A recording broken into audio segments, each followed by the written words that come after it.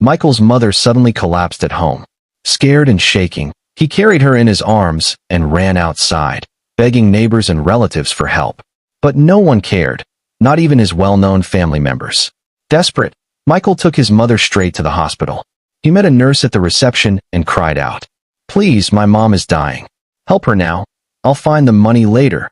But the nurse shook her head. "I'm sorry, sir. You must pay in advance first. It's hospital policy." Michael fell to his knees, tears running down his face. "Please. She'll die if you don't help her." Still, the nurse refused. At that moment, a female doctor walked out of the emergency ward after treating another patient. Michael ran to her and begged, "Please, doctor, help my mom. She's dying." The doctor looked at him, then turned to the nurse. "Take her inside now," she ordered firmly. Michael sighed in relief. "Thank you. I'll be right back, I promise. I'll find the money."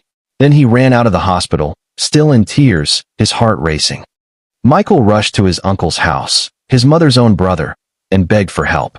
He knocked and shouted at the gate, but his uncle refused to open. No one came out. Michael pounded the gate until his hands hurt, crying and shouting for help, but the house stayed silent. Broken and hopeless, Michael walked away. He decided to sell his blood and work as a cleaner in the hospital just to pay the bill. When he finally returned, something unexpected happened. His mother was already awake and smiling, stronger than before. Michael couldn't believe his eyes. He went to the nurse and asked, "Please, how much is the bill?"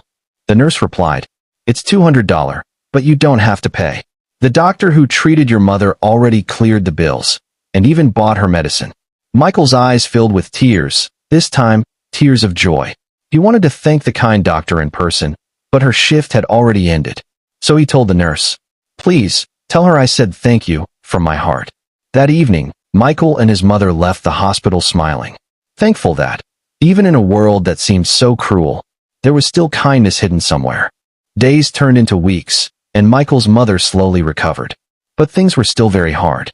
Michael worked small jobs, washed cars, and carried heavy loads in the market just to buy food for his mother. One evening, Michael sat outside their small house, thinking about life. His clothes were worn out, his hands rough and tired. He remembered the kind female doctor who helped his mother and wished he could meet her again, just to say thank you. But the world was not fair. The landlord came the next morning, shouting, "Michael, you owe me 2 months' rent. I want my money tomorrow, or you're both out." Michael begged him for more time, but the man didn't listen. That night, his mother coughed heavily. She needed more medicine, but he had no money left. The next day, his old friend Kenneth came to visit. Kenneth looked fresh, new clothes, shiny shoes, and a gold chain around his neck. Michael asked him, "Bro, how are you making all this money?" "There's a job," Kenneth said. "Quick money. No one gets hurt, if we do it right." Michael was desperate. He asked, "What kind of job?" Kenneth looked down. "We're taking something from a rich man's house. That's all you need to know." Michael hesitated.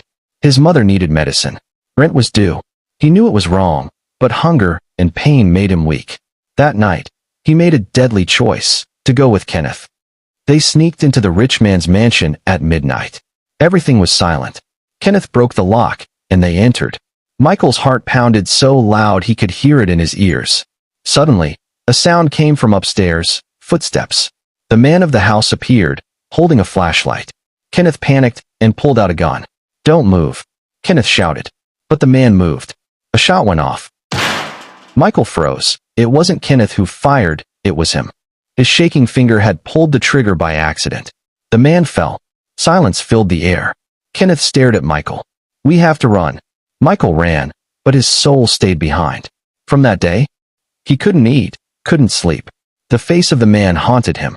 Then, one afternoon, he saw a woman crying on TV. She was begging the public to find who killed her husband. Michael realized it was the same man he shot. And the woman was the nurse who had helped his mother for free last month in the hospital. Tears filled his eyes. He couldn't take it anymore. He walked into the police station and confessed everything. "I didn't mean to kill him," Michael said. "I just made a deadly choice." The doctor cried bitterly when she saw it was Michael. She then took his mom to her house and took care of her. Michael was sentenced to life in prison, and his friend, 16 years in prison. Michael learned too late that one wrong choice can change everything. Not just your life, but the lives of those who once believed in you. In the end, it wasn't the gun that destroyed him, it was the moment he let pain decide for him. Please, subscribe, like, and share if you found this story interesting. Let me know what you guys think about the story. Drop your thoughts on the comment section. Thanks for watching.